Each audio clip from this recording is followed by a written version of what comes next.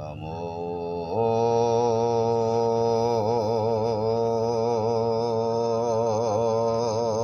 नारायणाय। ओम नमो नारायणाय।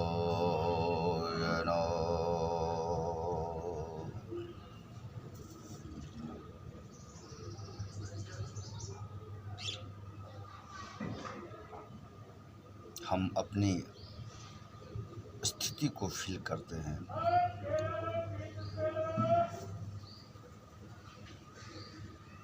हम उस कारण को फील करते हैं। हम उस उद्देश्य को फील करते हैं जिस लिए हमारा जन्म हुआ। हम उस जगह को खोजते हैं जिस मिट्टी पे मेरा जन्म हुआ।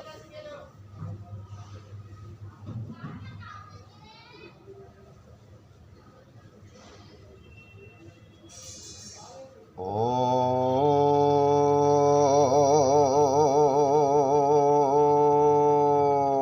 नमो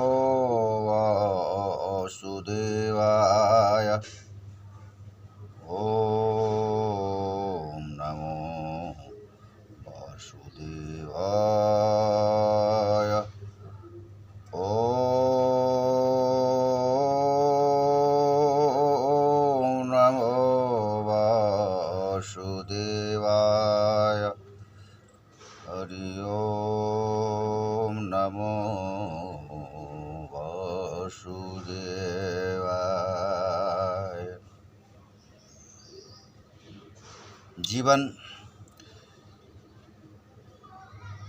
जीव का चलना अनंत है। जीवन अनंत है। एक कड़ियाँ आती है जिसे आपको समझना पड़ेगा। इस शास्त्र को जानना पड़ेगा, इस प्रकृति को जानना पड़ेगा, ब्रह्म को जानना पड़ेगा, एक मैथमेटिकल वे को जानना पड़ेगा, ए फोर्स ऑफ एनर्जी को जानना पड़ेगा, एटमॉस्फेयर को जानना पड़ेगा, बादलों के रंग को जानना पड़ेगा, उसकी क्रियाकलाप को जानना पड़ेगा, आपके शरीर के स्त्रियान और पुरुषान तत्व को जानना पड़ेगा।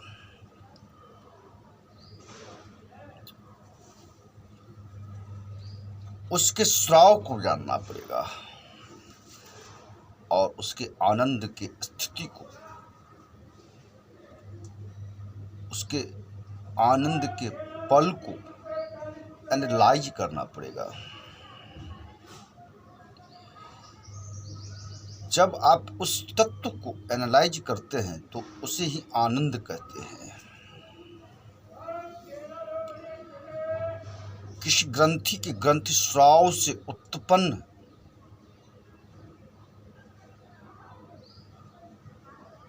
जो वेग होता है, जो उसका तरंग होता है, आपके किसी भी ग्लैंड से जब ग्रंथि का स्राव होता है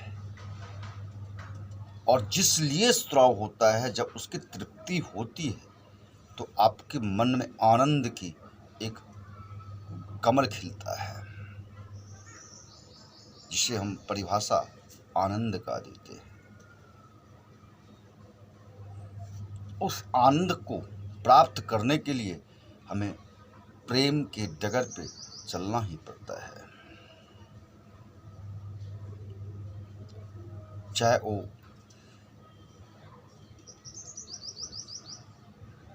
हमें संभोग का आनंद हो,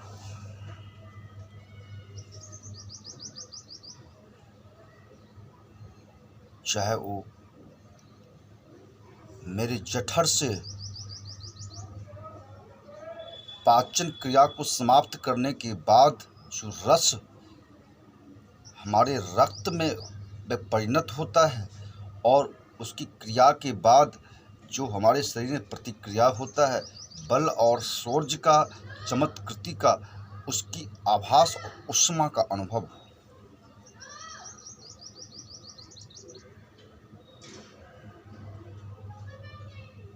या हमें अनुभव हो जब हमें प्यास लगती है और उस रस का पान करते हैं तो उस समय का अनुभव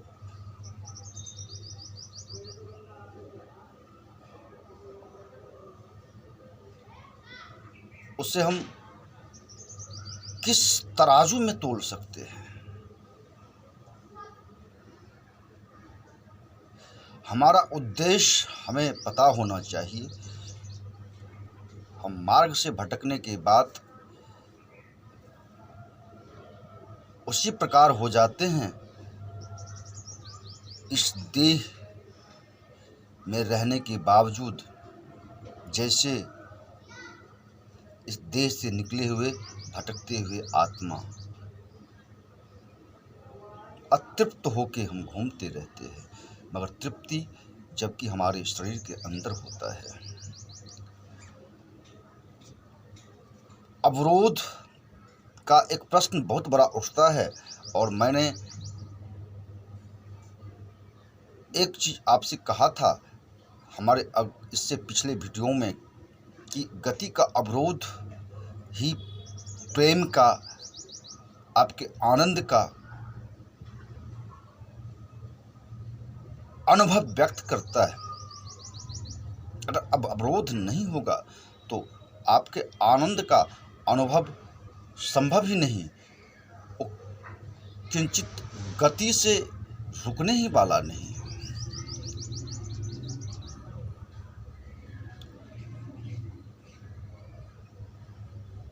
जीव का जन्म एक जटिल रासायनिक क्रिया होता है। जब जीव इस पृथ्वी को पंचतत्व में सौंप के अपने आप को निकल जाता है, तब उसे उसकी साधना, उसकी दृष्टि, दिव्य दृष्टि ही उसे ऊर्ध्वलोक के या नीचे के लोक के लिए रास्ता प्रशस्त करता है।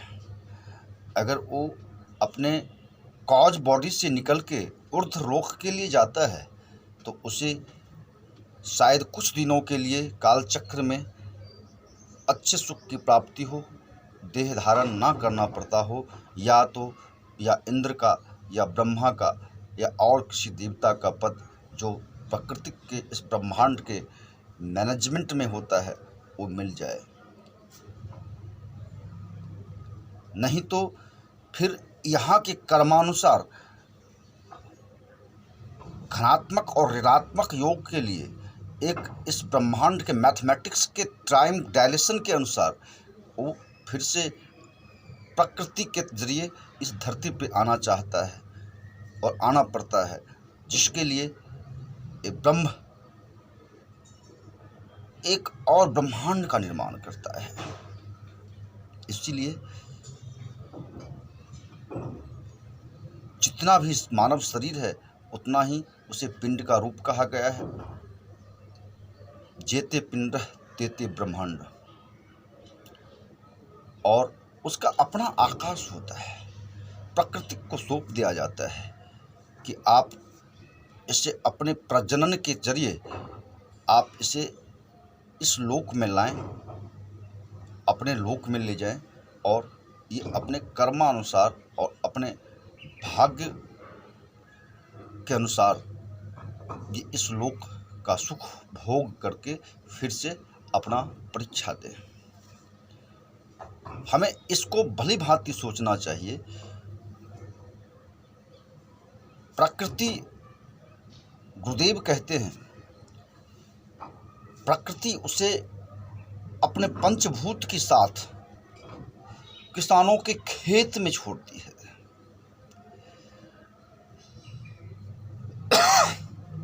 कहने का मेरा मतलब कि वायु, जल और तेज के समन्वय से वो अन्न कोश में आता है, किसी धान के गर्भ में जाता है, किसी हर्ब के गर्भ में जाता है, किसी फल के गर्भ में जाता है। उस गर्भ के से जिस जगह उसका जन्म होना है वो निर्धारित है। उस दाने दाने में लिखा है खाने वालों का नाम, और वो पुरुषयान और स्त्रियान तत्व के मिश्रण में संबंध रखता है और उस अन्न के काश से जब ब्रज और रज बनता है, जब पुरुष का ब्रज और स्त्री का रज का निर्माण होता है तो उसे एक धरती की प्राप्ति होती है, एक किसान और भूमि का परिभाषा मिलता है और वो अपने कर्मानुसार अपने खेत में पलता रहता है, फूलता रहता है। जब समयानुसार अपने गर्भ से निकलता है तो यहाँ के जीवन में, यहाँ के एनवायरनमेंट में वो अपने तेज पुंज को फैलाना चाहता है और वो अपने संचित कर्म के साथ आता है, अपने प्रारब्ध को लेके आता है। ऑलरेडी पहले से एक बना हुआ घर है जिसको लेके आया है, उससे आगे करना है, उसे आगे की जुड़ाई करनी है।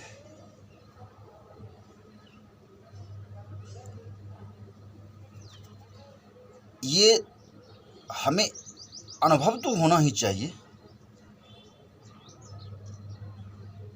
कि जब हम यहाँ आ गए तो हमें अपने आप में एक ऐसे काम को करके जाना है, इस जीवन को जी के जाना है कि दुनिया इस उदाहरण को जाने कि हम कैसे स्वस्थ रहें, कैसे हमसे आदमी को भलाई हो सके, हम कैसे प्रेम की परिभाषा को दुनिया में प्रचार प्रसार करें, जो सार है इस दुनिया का। हमें अपने इससे पहले हमें अपने शरीर की जानकारी होना चाहिए। इस शरीर का जो निर्माण हुआ है इसको क्या क्या चाहिए और इसमें जो प्राण, पंच प्राण का गतिमान है, जो उसका भोजन क्या है।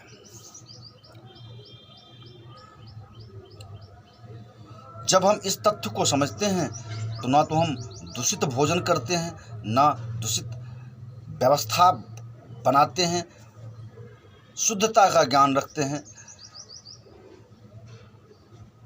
संक्रमण से बचते हैं। संक्रमण बहुत एक विडंबना है। संक्रमण जब आती है तो इसका मतलब प्रकृति कुपित क्षुब्ध हो जाती है, उसके परिकर अपने कार्य को करने से मना कर देते हैं प्रकृति को, तब प्रकृति इस तरह की संक्रमण कुपित होकर संक्रमण को फैलाती है और हम और आप में एक प्राकृतिक ढंग से इस तरह के किसी एक डिजीज का जनरेशन बढ़ता जाता है, जिससे संक्रमण कहते हैं। हमें इस समय महामाया से प्रार्थना करनी चाहिए, प्रकृति की पूजा करनी चाहिए, हमें हवन करना चाहिए, क्योंकि हवन अग्निहोत्र से ही शुद्धि होता है। वायुमंडल की केमिकल रिएक्शन, वायुमंडल की ये एक अव्यवस्थित सिचुएशन को कंट्रोल करने के लिए अग्निहोत्र ही काफ़ी है, अग्निहोत्र ही ज़रूरी है।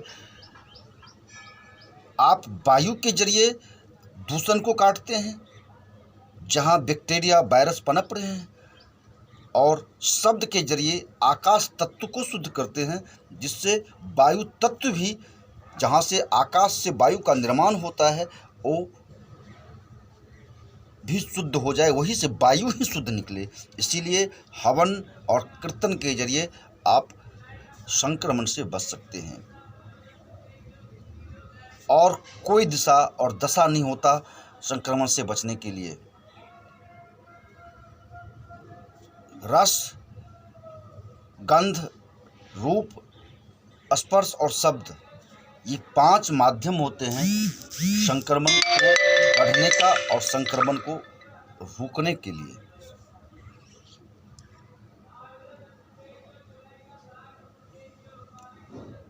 हमारे शरीर के 10 दरवाजे और हमारे शरीर के पंच प्राण, प्राण, अपान, व्यान, मुदान, समान,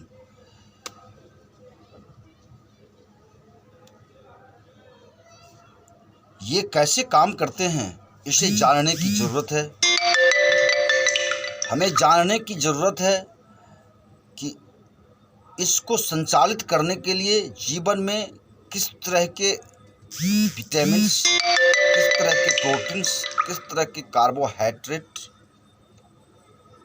किस तरह के आहार व्यवहार और शुद्धि रखें।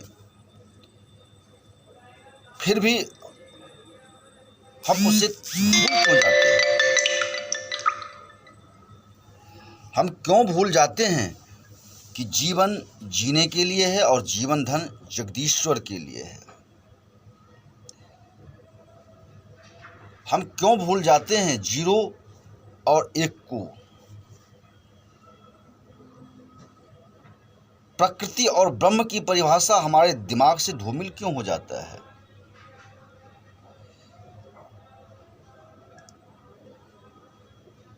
हम अपने वायुमंडल को क्यों भूल जाते हैं? हम अपने नक्षत्र मंडल को क्यों भूल जाते हैं जो हमारे शरीर में अवस्थित है?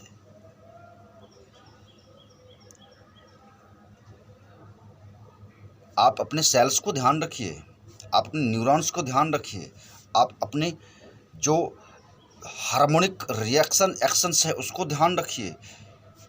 साइंस की भाषा में जिससे मैं कह रहा हूँ आपको, मैंने नक्षत्र, तारे और चंद्र कहे, सूर्य कहे तो आप शायद थोड़ी देर के लिए मार्क्सवादी कम्युनिस्ट धारा में बह जाएं, मगर कम्युनिस्ट धारा में बहना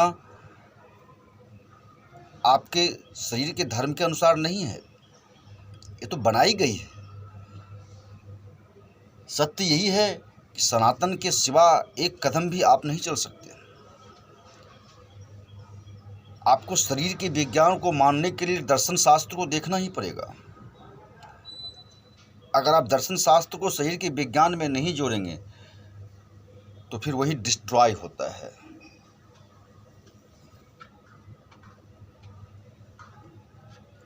आपके मन की गति के अनुसार, आपके भाव के अनुसार आपके हार्मोनिक रिएक्शन भी विस्फोट करती है।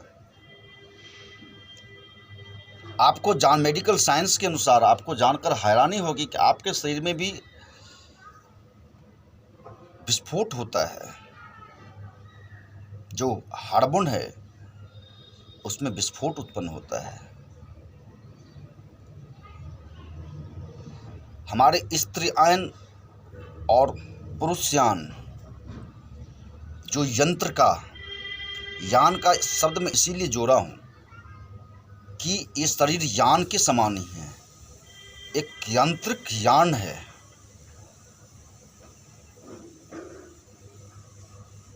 जिसे हम चला रहे हैं, क्योंकि हमारी 3 बॉडी हैं। ये फिजिकल है, एक एथर बॉडी होता है और एक कॉज बॉडी होता है। जिस कॉज बॉडी के क्रमानुसार हमने एथर बॉडी के आकाश तत्व के अनुसार आकाश तत्व में प्रवेश करके इस धरती में आया है। जैसा कि मैंने शुरू में ही बताया कि प्रकृति को सौंप दिया जाता है और प्रकृति फिर से एक ऐसे प्रकृति की स्थापना करती है ब्रह्मांड की, जिसे मनुष्य की प्रकृति कहते हैं। हमें इस चीज़ पे ध्यान रखना पड़ेगा कि हम अपने प्रकृति को कैसे ठीक रखें, अपने खान पान को कैसे ठीक रखें और कैसे जो है सो हम सदैव आगे के लिए बढ़ते रहें।